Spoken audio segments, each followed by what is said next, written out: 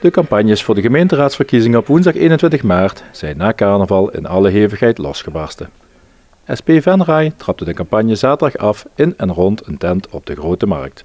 Bezoekers konden langskomen voor het verkiezingsprogramma, de verkiezingskrant en het folder. Maar wat zijn de speerpunten van de partij in Venray? Dat is afschaffing van de eigen bijdrage WMO voor een goede zorg. Betaalbare en wat ons betreft ook schimmelvrije woningen voor iedereen. Die in aanmerking moet kunnen komen voor een sociale woning. Goede handhaving op de milieuaspecten bij de grote veebedrijven.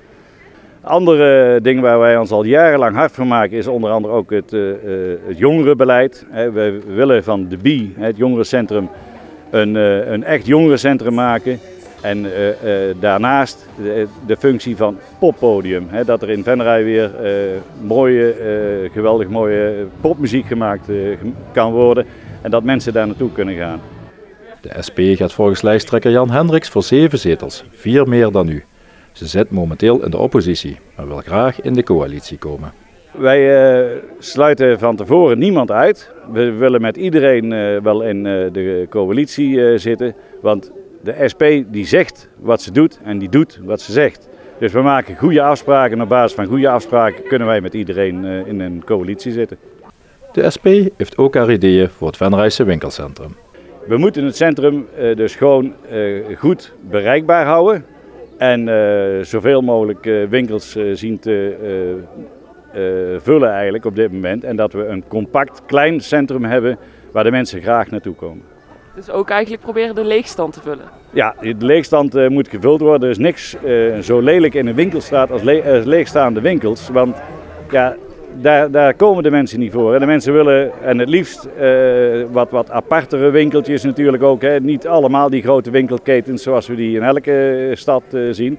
Maar je moet vooral ook de kleine Venrayse ondernemer die iets wil gaan verkopen. Die moet je gewoon de kans geven. En dat moet ook kunnen door de huren zo laag mogelijk te houden hier in het centrum. En dan komen die vanzelf wel weer gevuld.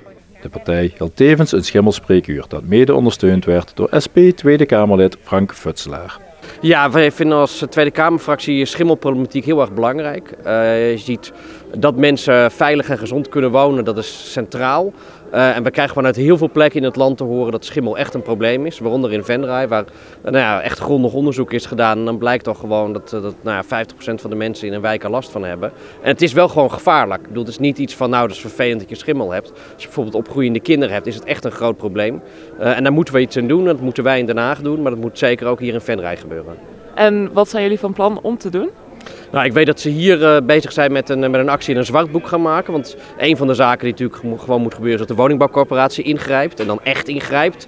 En niet komen met een busje, nou gaat maar schoonmaken. Maar echt zorgt bijvoorbeeld door verbouwing dat die huizen schimmelvrij zijn. En ik vind ook dat wij landelijk veel meer moeten doen aan dit probleem. Want nu is het, als je toevallig een goede woningbouwcorporatie hebt of een goede verhuurder, dan valt het misschien wel mee. Er zijn een heleboel slechte waar het heel erg is. Dus er mag ook wel wat steviger beleid komen dat dit niet zo door kan gaan. De SP deelde naast de matensoep, koffie en thee ook de traditionele schuursponsjes uit. Ja, dat doen we, maar dat heeft in principe er niet mee te maken om die schimmel weg te vegen, want dat is natuurlijk de oplossing niet. Dat is wat er vaak gebeurt, van schilder het maar een keer en maak het maar schoon en dan ben je er vanaf. Nee, schimmel en vocht, dat komt terug en er moet dus structureel iets gebeuren aan het probleem.